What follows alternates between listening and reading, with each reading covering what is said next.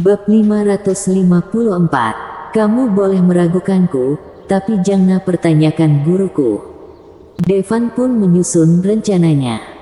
Pertama, dia akan beritahu kaisar pembunuh mengenai keadaan di tempat itu. Asal tahu yang harus dilakukan, kaisar pembunuh akan mengambil keputusan itu. Dan cara memberitahu kaisar pembunuh tidaklah rumit. Tulis saja di kertas. Dengan kekuatan kaisar pembunuh, cuma butuh waktu singkat untuk membaca semua itu. Dalam rencananya, Devan akan memanggil kaisar pembunuh 2 kali. Yang pertama selama 0,1 detik. Yang kedua, selama 1 detik. Saat memanggil kaisar pembunuh pertama kali, kaisar pembunuh akan diberitahu apa yang dia harus tahu. Saat kedua kalinya, supaya kaisar pembunuh bisa menggunakan kekuatan aturan untuk menghilangkan kutukan pada Vivi. Sebenarnya, semua ini bisa dilakukan sekaligus. Kaisar pembunuh pasti bisa mengerti niatnya dan bereaksi dengan cepat. Namun, untuk jaga-jaga saja, dia sudah siap memberi kaisar pembunuh waktu lebih. Setelah menyiapkan segalanya, dia memanggil pedang batu. Artiun, pedang Caliban. Dia menggenggam pedang batu dengan satu tangan dan kertas berisi tulisan di tangan lainnya. Dia mulai memanggil kaisar pembunuh. Bayangan Dewi besar seketika menghilang. Sangat cepat sampai orang-orang belum sempat bereaksi. Tapi, orang-orang klan Sauron sangat kuat. Meski kaisar pembunuh cuma muncul 1/10 detik, mereka semua bisa melihatnya dengan jelas. Itu adalah sosok wanita yang terlihat persis seperti Devan, sang dewa pembunuh. Bedanya, dia sangat besar. Selain itu, aura pembunuh terpancar dari tubuhnya, benar-benar menakjubkan. Bahkan Walden, Master Alam Roh Trojan, merasa ketakutan. Perasaan tertekan ini, paling tidak Kaiser. Walden menelan ludahnya. Meski Devan Master Kaiser, tak diduga, kalau artefak rohnya juga tingkat Kaiser. Bukankah ini keterlaluan? Walden dan tetua Aswad saling berpandangan. Tidak heran, orang ini bisa menaklukkan artefak Marvel. Ternyata sudah ada artefak Marvel. Salah. Ada senjata roh setingkat Caesar, kemungkinan pedang ini jauh lebih kuat dari artefak Marvel. Setelah beberapa detik, Devan kembali berteriak pedang Caliban. Kali ini, Dewi itu muncul 1 detik, membuat semua orang bisa melihatnya. Dia seperti dewa yang datang ke dunia, melihat ke bawah, ke semua makhluk hidup. Ku bilang, tidak sakit. Saat sang Dewi muncul, dia mengucapkan beberapa kata. Lalu, Dewi itu menghilang begitu saja. Semua orang yang melihatnya kebingungan.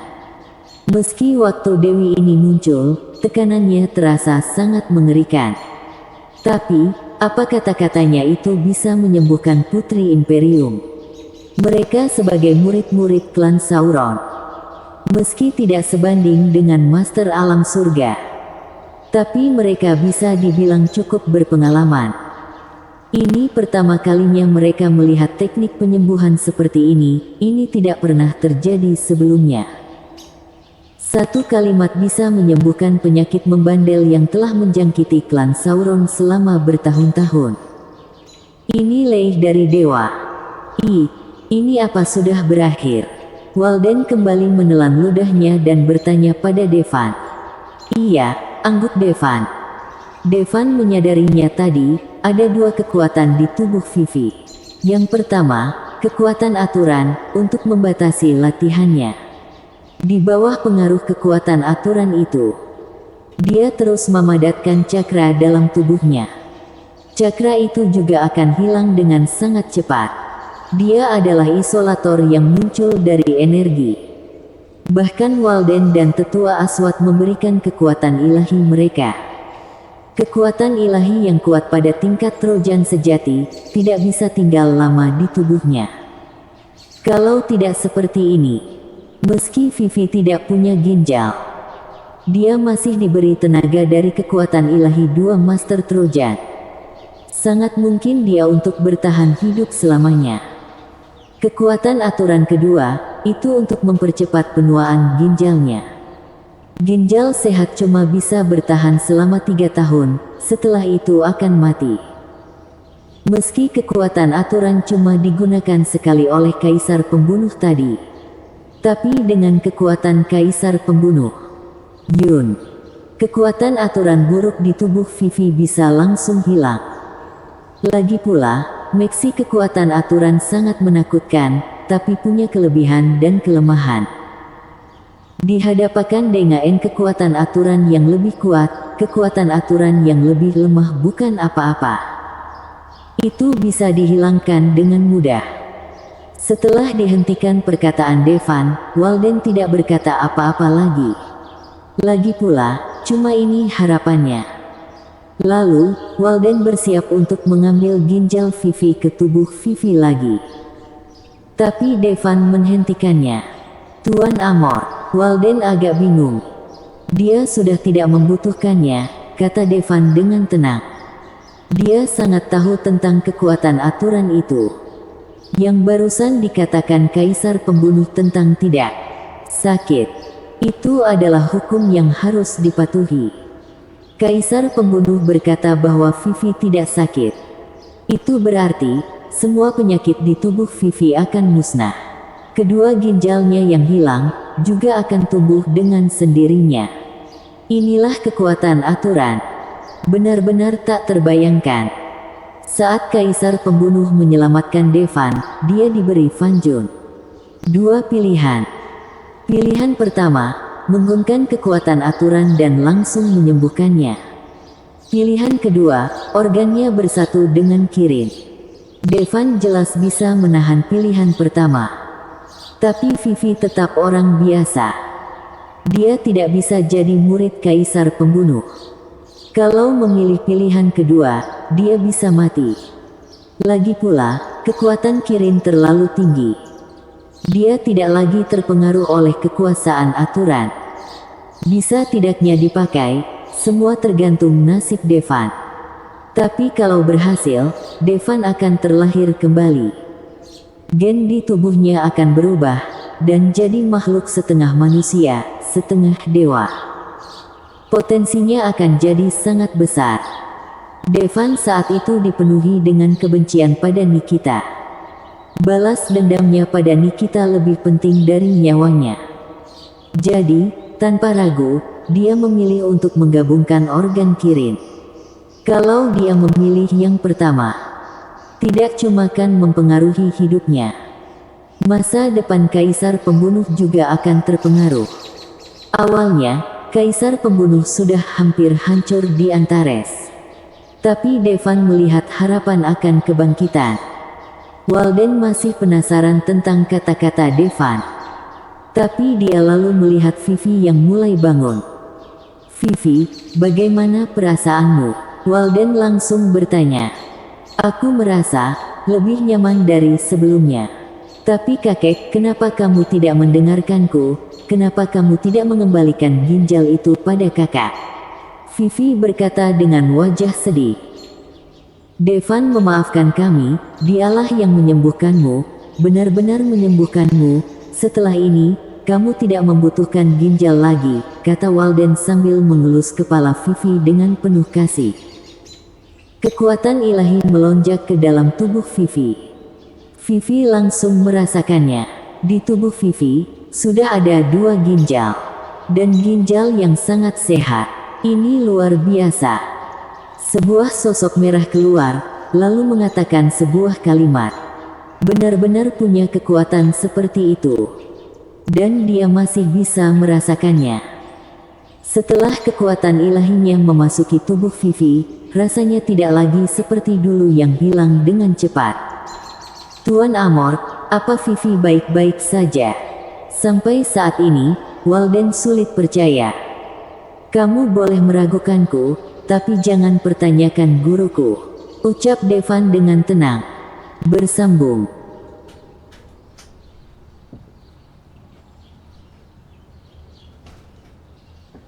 Bab 555. Manusia di Katai Putih.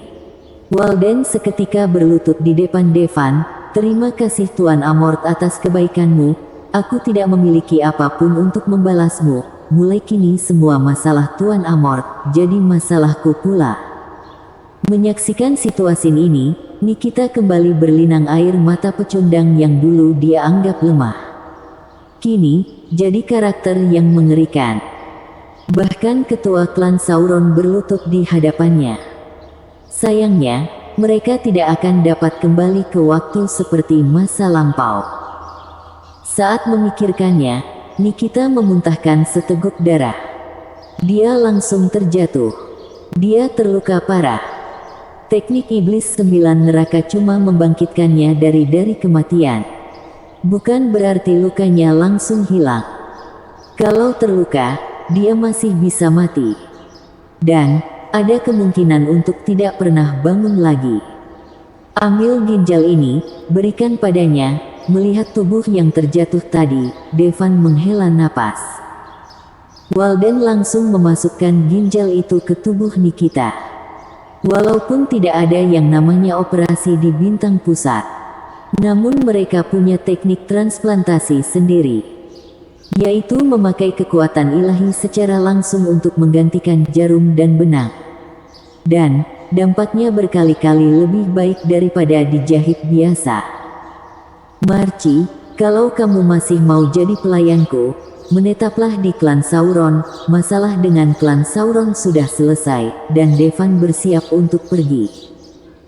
Namun yang Devan tidak tahu, tepat saat Kaisar Pembunuh memakai kekuatan aturan di planet padat yang mengeluarkan cahaya putih di alam semesta tanpa akhir, dua sosok sedang berlatih latihan bersilah. Dahi dan badan mereka penuh keringat. Kalau situasi ini diamati oleh manusia Antares, mereka pasti akan kaget setengah mati. Karena, itu adalah bintang Katai Putih. Suhu di permukaan Katai Putih bisa lebih 100.000 derajat. Gravitasinya bisa mencapai lebih dari 10 juta kali lipat dari Antares.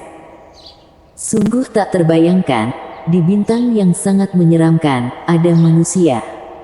Jelas, mereka berdua itu master tingkat kosmik.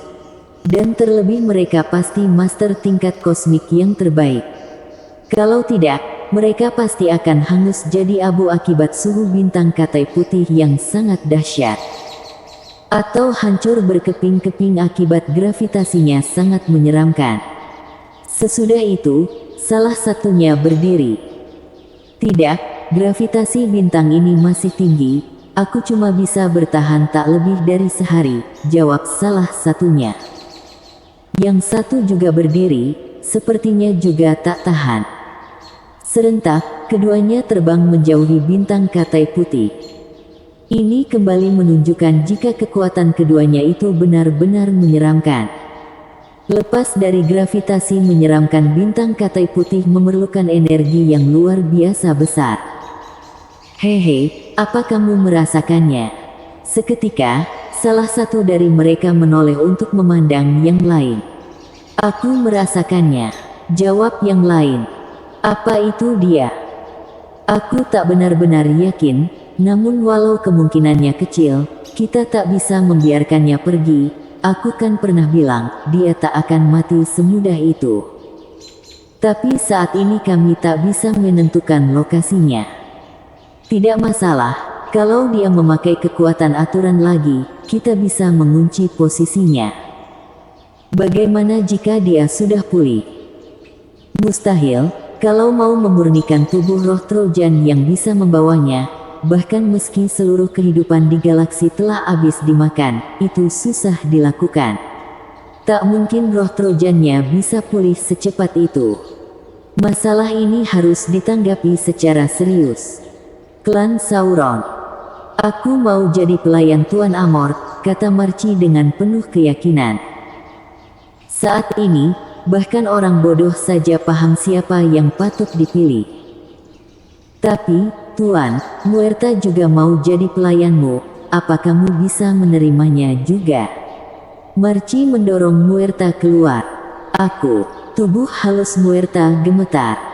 Pasti dia tak menduga Marci akan benar-benar mendorongnya keluar. Namun sudah sampai seperti ini, dia cuma bisa gigit jari dan berkata kepada Devan, "Tuan Amort, terimalah aku jadi pelayanmu." Devan melirik Muerta lalu bicara dengan nada bercanda, "Kamu bisa melakukan apa untukku?" Muerta berpikir sebentar. Lalu, dia mengeluarkan lukisan dari cincin penyimpanan, memberikan pada Devan. Karena Marci jadi pelayan Devan melalui lukisan realistis dirinya. Jadi dia juga harus memberi Devan lukisan realistis miliknya sendiri. Devan mengambil lukisan itu, dan langsung membukanya. Muerta kaget, wajah cantiknya memerah lalu dia berkata, "Tuan Amort, bisakah kamu buka saat sedang sendiri?" Devan langsung paham. Dia memasukkan lukisan itu ke dalam cincin penyimpanan. Muerta menghela napas lega. Kalau Devan membuka lukisan itu di depan umum, dia bisa mati karena malu. "Baiklah, mulai sekarang, kamu adalah pelayanku," kata Devan sambil akhirnya mengangguk. Bisa menerima pelukis dengan gaya realisme sebagai pelayan, itu juga hal yang baik. "Tuan Amort, ini 10 juta batu hara, tolong diterima."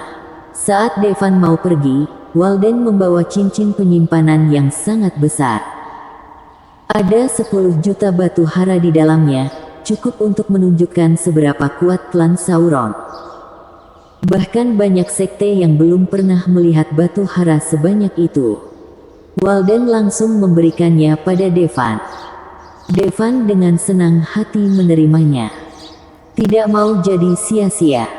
"Tuan Amort, kalau kamu butuh hal lain, beritahu aku saja, kami akan berjuang sebaik mungkin memberikannya padamu," lanjut Walden.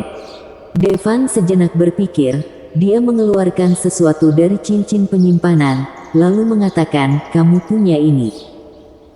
Mengejutkan, itu adalah botol giok yang digunakan untuk menampung esensi darah yang diberikan oleh orang tuanya. Walden memegang botol giok di tangannya. Setelah melihatnya dengan seksama beberapa saat, dia menggelengkan kepalanya.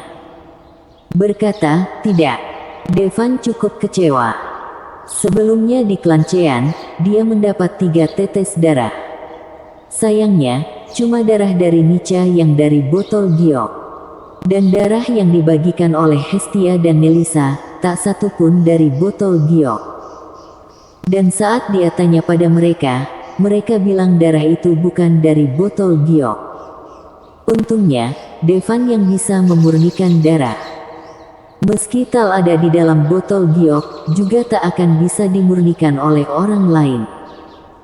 Sebenarnya, Devan lebih peduli pada darah daripada botolnya. Lagi pula, ada gambar peninggalan orang tuanya di sana.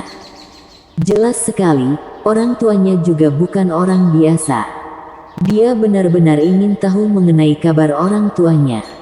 Awalnya berpikir, kalau klan Chean yang kecil punya 3 tetes sari darah, klan Sauron yang sangat kuat, pasti punya lebih banyak lagi. Saat ini kemungkinan, dia terlalu banyak berpikir. Darah yang diwariskan oleh orang tuanya, totalnya ada 10.000 tetes. Bahkan ada 9.999 tetes di Imperium Athenos. Terlihat banyak. Tapi sebenarnya, untuk Imperium Athenos yang luas, itu bagaikan setetes air di lautan. Tidak masuk akal kalau klan Sauron tidak punya. Tapi, Tuan Amort bisa mencoba pelelangan yang diadakan oleh klan Astouna. Ada banyak harta karun langka di sana. Mungkin yang kamu cari ada di sana, kata Walden sambil memulangkan botol giok itu kepada Devan. Pelelangan klan Astouna. Devan mengerutkan dahinya. Bersambung.